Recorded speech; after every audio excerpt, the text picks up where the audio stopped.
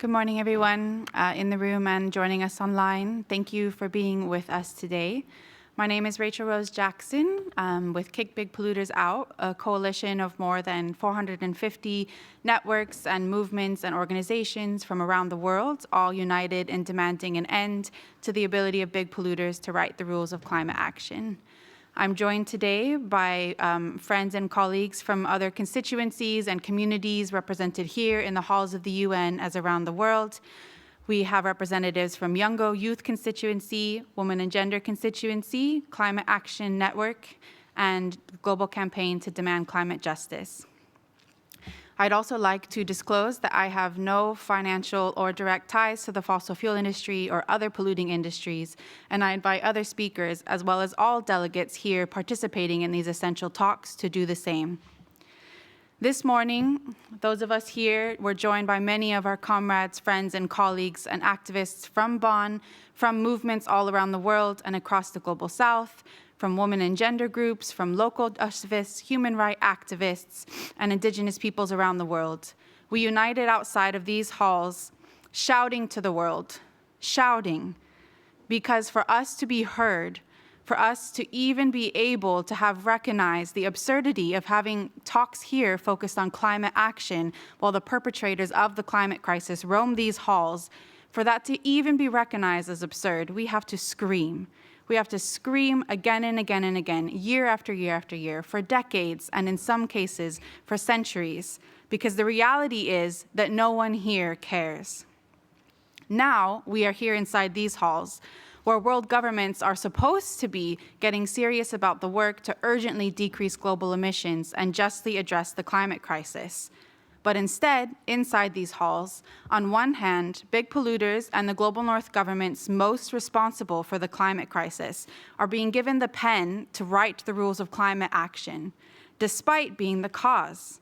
And with the other hand, they're signing the dotted line on business plans and fake climate action plans that condemn millions to their deaths, especially those in the Global South, in the indigenous communities, frontline communities, local communities, who have done nothing to cause the climate crisis and who have always led, held, and followed the traditional knowledge that is our only way through this crisis.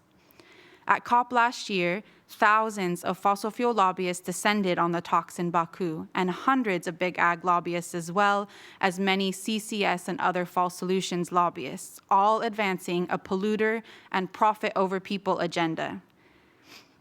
We're not only talking about the fossil fuel industry, and as one example of this, we're also talking about big ag. I'm not sure if you've seen, but Bayer Monsanto is now a diamond sponsor of COP30's AgriZone, despite being one of the world's largest agribusiness polluters. We're here because these corporations wreak death and destruction. They fuel genocide in Palestine, in Sudan, in Congo, in indigenous communities around the world. They steal land, they destroy nature, they condemn lives. Yet here in the UNFCCC, they are welcomed. They are even worshipped, despite the fact that they are the very reason that the climate crisis exists. I'm joined by my friends and colleagues who are going to share more about the impacts of the stranglehold that big polluters have on climate action, and also about what our demands here are to world governments, to the UNFCCC Secretariat, to those organizing the talks, and to everyone around the world. I'm first going to hand over to Shady Khalil from Oil Change International, who's a member of Climate Action Network. Shady. Thank you so much. Hi, everyone. My name is Shady Khalil, and I disclose that I have no conflict of interest or financial ties to fossil fuel industry or other emitting intensive sectors. Big polluters have been hijacking spaces here in the climate space and also many other spaces. So giving one example about the COVID, for example, they benefit from those crises. They have been getting richer. Billionaires got 5.2 trillion richer, while hundreds of millions fell into poverty. The fossil fuel is using global emergencies and big polluting industries in order to benefit, to promote their false solution that are disguised of colonialism and also putting business as usual and passing it forward. Just as one of the reports of Kick Big Polluters Out from COP28, 2,456 fossil fuel lobbyists were granted access, more than many of the Global South delegation and indigenous communities who are in the room. While meanwhile, workers, indigenous communities, frontline communities are facing hotel room prices that are in hundreds of dollars, challenges with visa access, and even if they were able to get access to the spaces. I mean, you'd never invite a big tobacco at a lung health conference. Then why would you invite highly polluting industries and fossil fuel executives and their consultants in the climate negotiation rooms? Why would you invite a weapon manufacturer to sit in a peace talk? Here, it's really about how we envision the futures that we want to see from those climate talks. The future we want to see is having workers on the table, workers who are able to shape the futures that we want to see. And this is critical part of the just transitions that we want to see here, not technocratic solutions that the consultants and the industries are promoting in those halls and also within the negotiations. Trade unions and the union workers who power our societies, those are the true actors that we want to see here under the notion of inclusion, not the industry. They are the one who power our communities when it comes to energy, lead the transport and the public sector, care workers, farmers, builders. Those are the people who deserve a seat on the table. And their seat is being taken by the industry. Their demands is going into fighting for job guarantees, retaining and pension, demanding public ownership and climate resilient infrastructure, representing the millions who will carry this transition on their backs. Those are not the industry demands. This is not what the industry is putting here. And the industry is lying to the workers, lying to the world and saying that they are here to protect the industry. They are only here to protect their profits, not the workers. So what we are demanding here is clear, a formal definition of the conflict of interest. We are demanding a dialogue with the civil society to be able to place a roadmap of accountability that makes sure that the workers and frontline communities have a seat on the table, that they have funding and access to the spaces, and that they are here building the future that we want to see. Because if we don't center workers, justice will just be a slogan. If we don't remove polluters, climate action, just PR campaign promoted by those consultants and companies. If you don't act now, the rich will once get richer by the climate crisis and the impacted communities will suffer. We are here demanding clearly, kick polluters out, bring the workers and impacted communities in, no more profiting from the pain. Thank you. Thank you, Shady.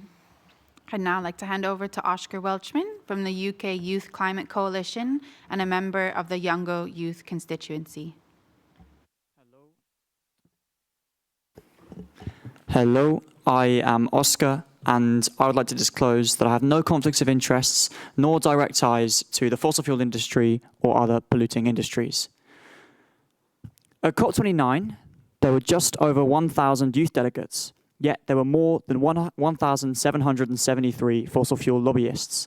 This statistic clearly demonstrates why the public distrust for the COP process remains at an all-time low. Youth presence can represent lived climate experience, and radical future leadership, while the fossil fuel lobby represents the opposite, a process slowed down by greed, wealth, and personal ambition. Discussions among parties in the Secretariat about making the COP process of preventing further climate change more efficient and ambitious remains ever present in the lead up to COP30. But we ask, what can muddy and slow the process more than the extensive presence of fossil fuel lobbyists? As we discuss the imperative need for parties and the Secretariat to address the conflicts of interest of the thousands of badged fossil fuel delegates at COPs, we at the UK Youth Climate Coalition would like to recall what occurred within the 8th COP of the World Health Organization Convention on Tobacco Control. This convention, a similar global multilateral process to address a widespread issue, also had concerning interference from an extremely powerful lobby, the tobacco lobby. But in 2008, after 7 previous conferences containing well-documented and extensive interference from a tobacco lobby, At the 8th conference, the parties voted to ban, quote, commercial and other vested interests of the tobacco industry from the conference process. We can now see that the World Health Organization Convention on Tobacco Control has since implementing this become more efficient, legitimate and transparent. We demand that the same process is implemented in the Convention on Climate Change, a convention that's all the more important because it not only affects humanity, but all life on this planet. Fossil fuel delegates have demonstrated a vast array of methods of influencing the climate change decision-making process, from slowing and muddying the process by using false disguises of energy security and clean fossil fuels, to preventing agreements on fossil fuel phase-out, to directly influencing agreements, as we all saw and remember from the boastful admission made by David Hone, Shell's climate change advisor, of influencing the Paris Agreement. Compare this to the youth voice, many of whom are volunteers and taking time off work or studies to attend these conferences, and we do our best to push for ambitious climate action. Many youth, especially those from the global south, have grown up and know firsthand the worst effects of the climate crisis. But the fossil fuel lobby, with mal-climate intent and no understanding or respect to the consequences of their industry, remains almost 2 times as strong as in most COP conferences. Us youth are tired of older generations who are leaving us a planet worse off than what they lived in when they were our age. And we are tired of those older generations making decisions for us and engaging with a lobby that is damaging the planet while tokenizing youth participation as if it were simply a box-ticking exercise.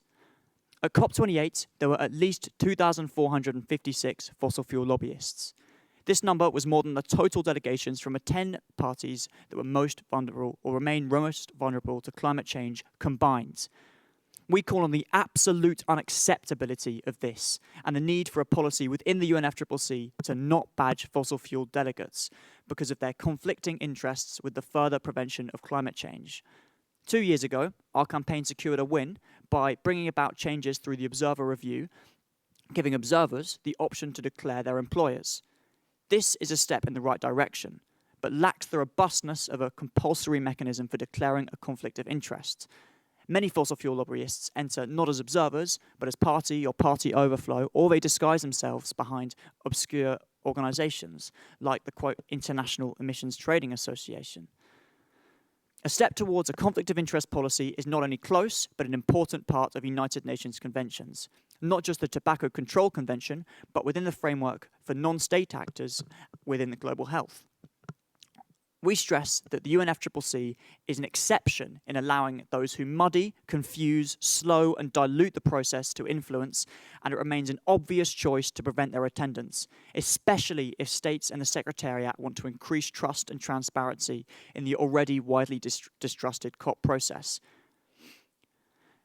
Entering COP30 in November, we would like to remind you that it took only until COP8 of the WHO, the World Health Organization Tobacco Lobby or Tobacco Convention, to create a conflict of interest policy. The process for kicking big polluters out is long, long overdue. Thank you, Oscar. I'd now like to hand over to my colleague from the Women and Gender constituency, Babita P.S. Hello, everybody. My name is Babita P.S., and I publicly declare that I have no direct ties to the fossil fuel industry or the polluting industries. I also invite others to declare the same.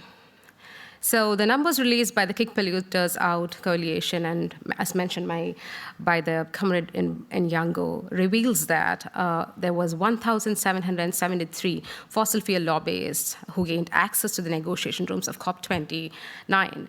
This is in stark contrast to our observer group of Women and Gender, comprising of individuals from feminist movements, women's organization, LGBTQIA+ organization, grassroots initiatives, researchers, activists, accounts for only 180 participants. This means that fossil fuel lobbyists outnumber a constituency by nearly 10 to 1, a disparity that is truly shocking, but not so surprising. It's so clear that the climate justice and human rights, which should be at the core of this process, are compromised even before the process begins. We come here to resist and negotiate within a process already designed to promote market-based instruments and hinder the progress of a gender-transformative and sustainable future. We need accountability framework that includes a robust and comprehensive conflict of interest policy in the process now. Existing measures to manage conflicts of interest of polluting actors are alarmingly weak. 2 years ago, we secured the first step towards beginning to revitalize the integrity of this process when the very first disclosure requirements became institutionalized. But this is a starting line, not a finish line. And 2 years later, there has been no progress, even while the climate crisis intensifies and we know who to blame. We demand the organizers of these talks and the Secretariat to urgently strengthen the very limited disclosure requirements to facilitate a dialogue with the parties so that we can discuss this urgent issue and an urgent revision of the protocols of UNFCCC that introduce a rigorous UNFCCC accountability framework which prevents entities with private interests from unduly influencing or undermining the national and international climate policy. When we demand the big polluters out from the negotiation room, we also push for the decriminalization of women, human rights, and environmental defenders who have organized to oppose polluters' agenda and have been receiving physical, verbal, and psychological aggressions from public forces and mining groups. While the big polluters try hard to keep us out of the negotiation rooms and here, out there, they are funding genocides and state-backed aggression against us. Women Agenda constituency members demands that non-party stakeholders with direct and irreconcilable conflict of interest with any of the climate agreement priorities must not be allowed to interfere with the public policy making at the international, regional, national, and subnational level through stronger safeguards to clamp down on the conflict of interest and stop the industry interference in the policy making. Without accountability framework, which includes a conflict of interest policy that fully protects these souls from vested interests, UNFCCC becomes complicit in these crimes against humanity and hinders any meaningful realization of climate action or just transition. We demand the UNFCCC that serves, or just for, the people, and not interests of polluters, profiting from the climate crisis, genocide, and inequality. We condemn the colonial regimes that occupy and annihilate life in all forms, spreading genocide in Palestine, Sudan, the Republic of Congo, and many more regions. We will not remain silent in the face of the system that prioritizes death over life. We will not remain neutral in the face of insatiable imperialism that spreads its violence throughout the world. And the siege and the genocides, and there is no climate justice with polluters in, and there is no climate justice without human rights. Thank you. Thank you, Babita. I'd like to hand over to our last speaker, Dylan Hamilton from ANGRY, a member of the global campaign to demand climate justice. Dylan. Hi, my name is Dylan Hamilton. I'm speaking from ANGRY, a network of radical grassroots youth activists and demand climate justice. We voluntarily disclose that these organizations have no direct ties to the fossil fuel industry or any other emissions-intensive industries, and I have no conflicts of interest. I'm here to speak about false solutions, lobbyists, and how these conferences are now failing us. We are in danger of these negotiations losing any semblance of legitimacy. Nobody can deny now that over the past few years, more and more people are losing any faith that the results of these negotiations will help their communities or could prevent climate breakdown that we have already begun to see. Rather than work to ensure representation of communities and the voices of those bearing the brunt of this crisis are represented, we instead find ourselves surrounded by more and more lobbyists every year working to sabotage these negotiations. They are here for profit and profit only. Not only does the influence of lobbyists spread, but suppression of civil society continues. The opening plenary yesterday was delayed by over 30 hours because of powerful nations blocking agenda items, refusing to discuss their climate finance obligations to those who are most affected by the climate crisis. Normally, civil society are allowed to speak, but this was denied this year. We were silenced, resulting in billions of people going unheard.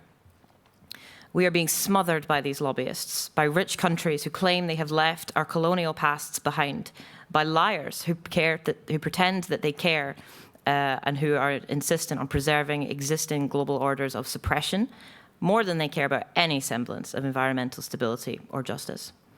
We will not be fooled. We are here to speak, while hundreds of thousands of people would take my opportunity to speak to you in a heartbeat.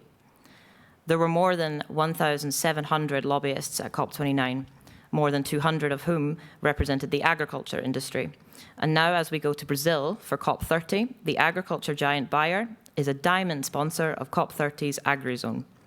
Another agricultural giant, JBS, are funding COP30 media coverage, even going so far as to have a dedicated newsroom with more than a dozen professionals producing continuous content that could influence the talks.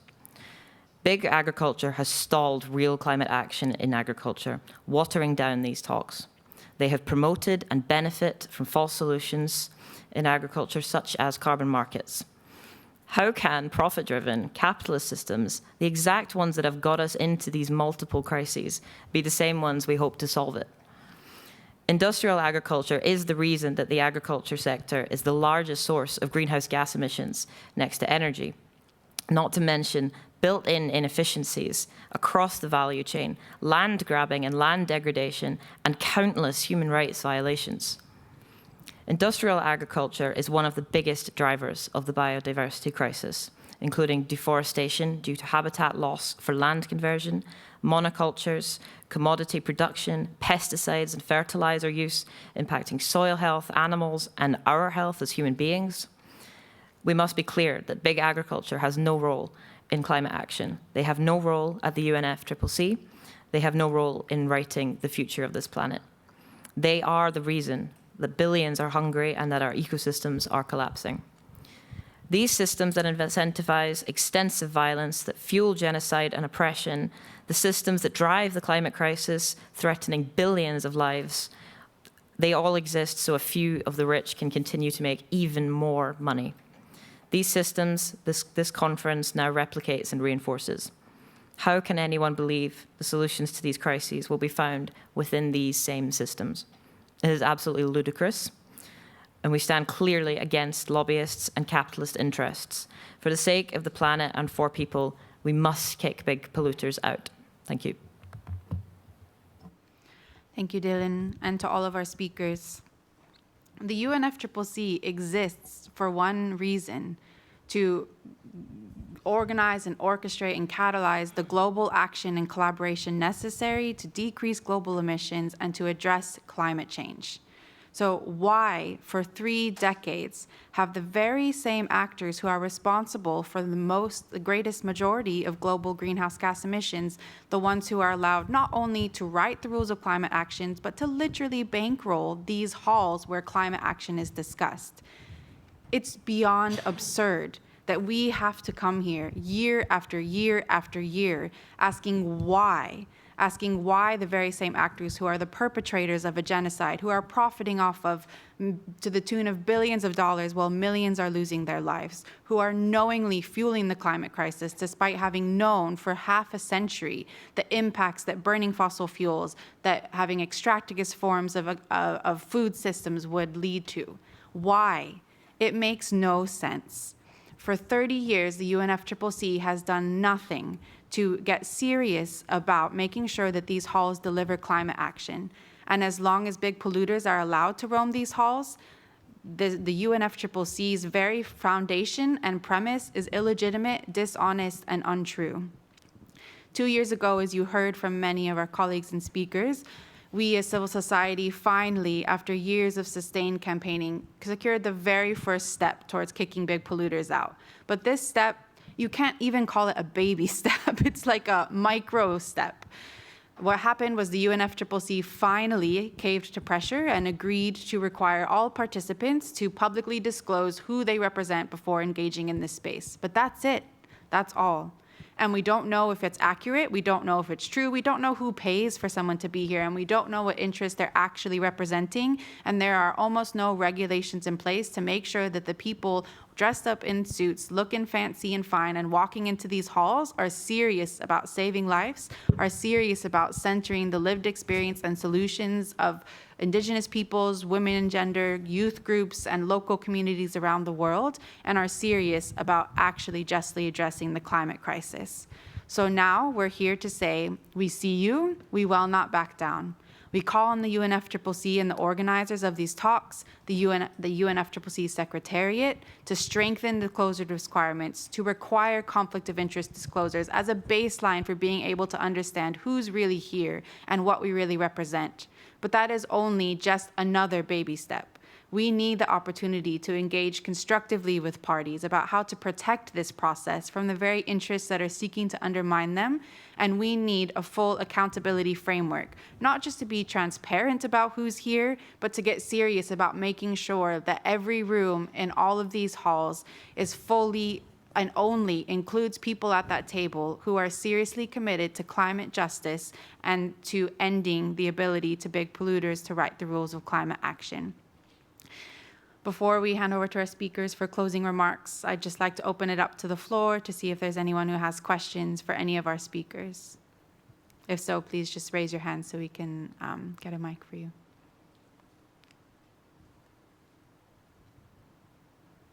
Okay. Then with that, I'll give speakers an opportunity for one last final remark, beginning with you, Oscar. Perhaps speaking as someone very privileged, as someone who is sitting here and in place of thousands, hundreds of thousands, millions of people who may want to be here but can't be here but don't have the privilege to be here, it seems clear that the choice is obvious. The public don't trust the UNFCCC process, and it's an easy way to increase trust, to increase transparency, to increase efficiency, and that's all I have to say. Thank you. Babita. So, enough of the lies. We're just sick of it, sick and tired of it. We come here every year with all these hurdles and then get harassed in multiple ways, and then still we stand, still we fight, and still we won't back down. And it has always been people's power which has driven change, and we will not back down. And we see through you. We see through, and we see the enablers, and we see how you have been like diverting us from the real solutions, and we won't back down until we are all free and we get what we want. Thank you.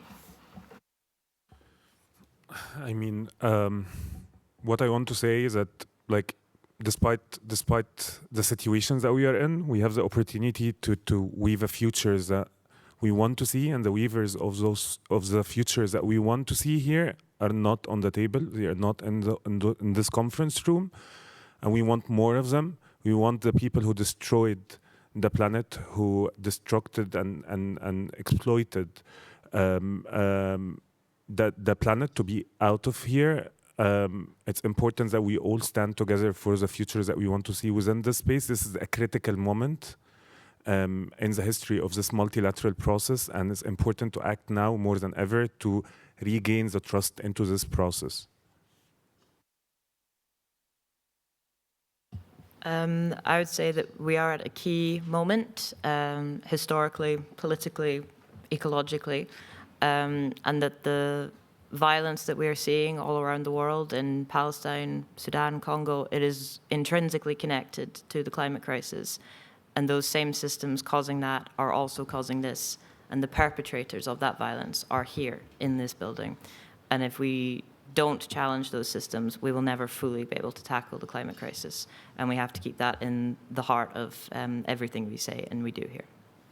Thank you. I'd like to thank our speakers, Dylan Hamilton from Angry and Demand Climate Justice, Zaidi Khalil from Oil Change International and Climate Action Network, Babita P.S. from Women Gender Constituency, and Oscar Welchman from Youngo Youth Constituency and UK Youth Climate Coalition. We are all members of the global campaign to kick big polluters out. We are here to demand an end of the ability of big polluters to write the rules of climate action and to bankroll these talks. We are here to demand people in, polluters out, and an end to the ability of big polluters to enable genocide and violence around the world. Thank you for joining us today.